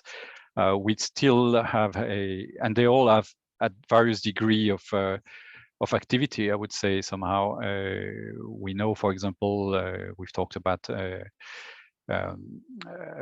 the Arctic today in the Western tropical region, but we know, for example, in Mediterranean region, there is a plan to develop a regional program, a regional decade program from the stakeholders of the initial workshop. In the Western Pacific region, there is certainly through the IOC Visbeck a working group which is very active and also completed some of the work, and they will be organizing a regional kickoff decade event at the end of August, and this is going to be hosted by the government of Thailand. In Africa, we have a regional kickoff conference, which is hosted by the government of Egypt in December, which also will bring many of the regional stakeholders on board to showcase and demonstrate their engagement and commitment towards the decade. In the South Pacific, we're working very closely with the Pacific community, who is also taking a leadership role in being the main regional platform for coordinating and developing actions on the decade. So I think overall there is good traction globally, and certainly we should and we could only encourage nations around the world to support those regional efforts, and certainly from our side on the global level, we will also try to do as much as we can to help those. And somebody just from my team, also Alison, thank you, highlights that we did come up with a publication at the beginning of the year or end of last year, which provides a synthesis of the outputs of all of those regional workshops in one volume. So this is being put in the chat there where you can access the link. So this is a good starting point to revisit some of those priority areas and move forward with specific actions. So I certainly invite you to consult this. Okay, we are soon running out of time, so I want to try to finish by 4 p.m. Paris time sharp. So our next segment is really to try to wrap up and look at the next steps, and certainly trying to identify how those stakeholder networks, whether the national level or the regional regional task forces, interacts and will continue to work with the Decade Secretariat, but also with the Decade actions that are going to be emerging in the coming weeks, particularly through the results of a first call for actions, where we anticipate a subset of Decade programs to be announced on the 8th of June. So without further ado, I'll ask then Alison to give us an update on what's coming up and what are those kind of entry points for you to connect with these activities. Alison, over to you. Thanks, Julian. And I'll go through this quite quickly because I know we're getting close on time. If we can move to the next slide, please. So it's obviously a very important moment in the decade at the moment. We had the first call for Decade actions, which closed in January, and which we've been undertaking a very thorough analysis of the more than 200 program and contribution submissions that we've received. We're getting very close to the end of that process now. We've had a first meeting of the Interim Decade Advisory Board to provide recommendations and comments on the different submissions. We actually have a second meeting of the Interim Board tomorrow to go through a second series of submissions. And we're really hoping to have some decisions and some announcements made about the first set of Decade programs and the first set of Decade contributions in early June. And so they'll really be the first building blocks of the decade. Obviously, there'll be many more that emerge over the course of the decade, but it's really a milestone, because for the first time we're really seeing the tangible action that is going to happen on the ground and putting some structure into the different programs and as they relate to the different challenges and to the regions. So this graph here just shows you, or demonstrates, I guess, the diversity in terms of the lead partners of those different submissions. If we can go to the next slide, please. This next slide really just shows a graphic representation of the geographical diversity and the diversity across the different themes of the submissions we receive. So these aren't yet the endorsed programs, but this is just to give you a sense of the very high diversity and high quality submissions we received. And do stay tuned for the announcements that will come out in early June that will give you much more detail about the first set of Decade actions. It'll be particularly important for us to have contact and be providing information with the national decade committees at that time, given the desire and the role of the national decade committees in coordinating and creating synergies between those endorsed decade actions. In terms of future steps then, or next steps, there will be a further call for decade actions for programs and projects this year. We don't yet have the date for that, because it needs to be based on a good analysis of the gaps that exist and the needs that exist. So it needs to be undertaken in consultation with various stakeholders, including those programs who have already been endorsed. The calls for contributions, activities and networks will remain open permanently though. So that's something you can, obviously, and many of you are already submitting your activities for endorsement. We have put a system in place, which I would say is a little bit clunky, is probably the word at the moment, but while we are waiting for the Global Stakeholder Forum and the new website to be rolled out, we actually have a system in place where, in advance of calls for decade actions, people can fill out what amounts to, I guess, no, can we go back a slide? Yeah, stay on that one, thank you. We can fill out what we're calling a collaborator form, but which is really an expression of interest of different ideas that you may have for decade actions. And that downloads into a publicly accessible collaborated database. Now, I think this is a potentially very important tool for the national decade committees as we're leading up to the next call for decade action. So you can already see who in your countries are thinking of submitting what ideas and be using that information, hopefully, to create links and so on. One other thing that I wanted to mention is that we hope in the future we will be able to jointly develop some of these calls for decade actions with you at the national or at the regional level. I know currently we're aware of several countries who are running through processes such as the Ocean Shots process and other processes to really solicit potential ideas that could then be submitted for endorsement as decade actions. But we're working on some ideas for mechanisms about how we could actually try and integrate some of those processes in the future, so that the Decade Coordination Unit could be working with national decade committees, with regional task forces, to have some co-developed national calls for actions or some regional calls for actions. So that's something to keep in mind, and certainly reach out if you're interested.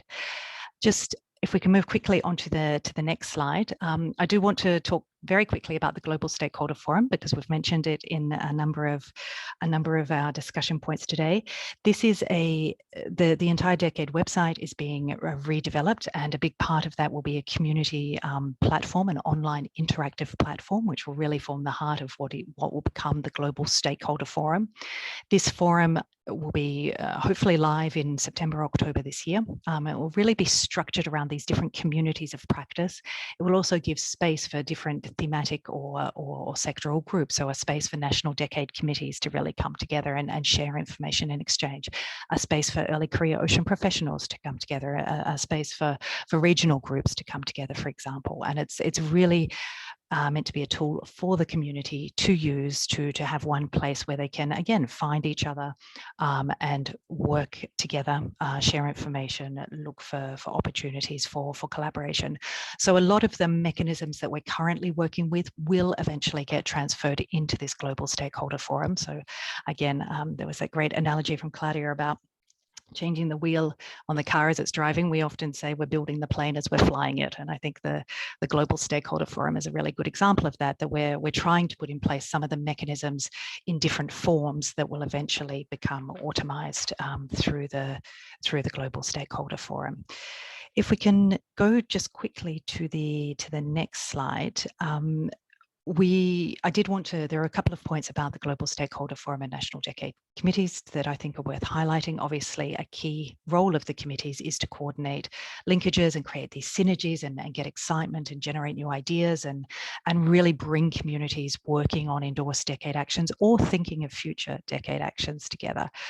So through this, again, through the Global Stakeholder Forum, you will have access to information on submitted, endorsed decade actions, ideas for decade actions that you'll be able to use to play that role.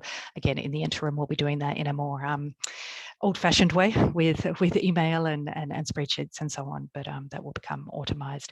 And then to answer, and this was a question I know that was in the Q&A, we also hope that the National Decade Committees and the regional task forces will use the forum to really actively engage in and even be lead partners in the communities of practice. This will help you look for synergies, for partners working in the same geographies, in the same themes. It will help make those connections to early career ocean professionals, to the regional groups, to the different sectoral groups and so on. So we very much see National Decade Committees as active members in those communities of practice. One last slide and then I'm done. And this is just some key dates and milestones. And I hope we'll be able to put the links into the chat. There is an Ocean Decade session at the Virtual Ocean Dialogues, which is being run with the World Economic Forum next week on the 25th of May. There will also be a deep dive on technology and innovation in the Ocean Decade. We've talked about the high-level virtual opening of the decade, which will be held on the 1st of June, so coming up in a couple of weeks, hosted by our dear friends in Germany. We'll be able to put the link for registration in the chat. That same day, the President of the General Assembly is organising a global dialogue on SDG 14, which will follow after the high-level opening event. I don't think there is yet a link to register for that, but we'll be able to share that with you when we find it.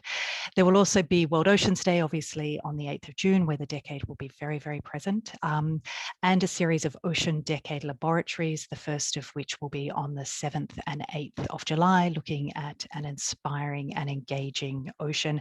Again, we'll put the link in the chat because we don't have time perhaps to go into that in detail, but we hope you will engage in as many of these events as possible. I think particularly the laboratories are very interesting events for some of the National Decade Committees, because they're really about, again, initiating partnerships, creating action, finding new ways of working together. And I will leave it there. Thank you all very much. Thank you very much, Alison. So indeed, a busy busy schedule ahead of us in the coming weeks. Many very important events going on. But anyway, I hope that all this information is useful and again helps you to better understand how to contribute, how to engage, how to work with other nations, how to propose ideas. Again, these decade laboratories are I think quite an innovative way to create partnerships and collaboration, and we have currently a call for submissions for our partners to put forward sessions for the first laboratory in July. So please do engage. I'm afraid we are running out of time, and I don't want to take too much of a time. I know that many of our colleagues I see from across the world should already be in bed by now, and they are still listening to us, which is very brave of them. So I would like again to thank all of you for this support. I want to thank Julie Rigaud in particular, who's helped us to design this event. Please do let us know how you would like to continue this interaction in the future. I think this is very important, that this is only the first of several other national decade committees meetings in the future. So please do provide us in writing any comments that you have on the format, on the topics, on the ideas for more interaction. We'll certainly be happy to take those on board when we go ahead with our next sessions. But before closing, I would like to go back to our Executive Secretary, Vladimir Ryabinin, to say a few closing words. Vladimir, just really a few words. Thank you very much, Julian. I will have to apologize to Claudia and Murat who are asking for the floor, but we are really out of time. So please send us your messages. And, you know, I would like to say that indeed we are embarking on a big journey. And, you know, we are trying our best. I think things are shaping well, but still there is a huge number of different unknowns that we are facing, including the coordination, including the work. So, you know, only together we'll be able to make the decade successful, and with that we will arrive at the ocean that we want. So thank you very much for your participation. Stay in contact. Please send us a message if you would like to establish a committee, if you have established a committee, if you're considering, or you are in doubt. So we need to do it all together. Thank you so much. And we wish you a good day, a good afternoon, a good evening from Paris. This is the end of our event. Thank you very much, and see you all. Keep safe. Take care. Thank you. Take care. Goodbye.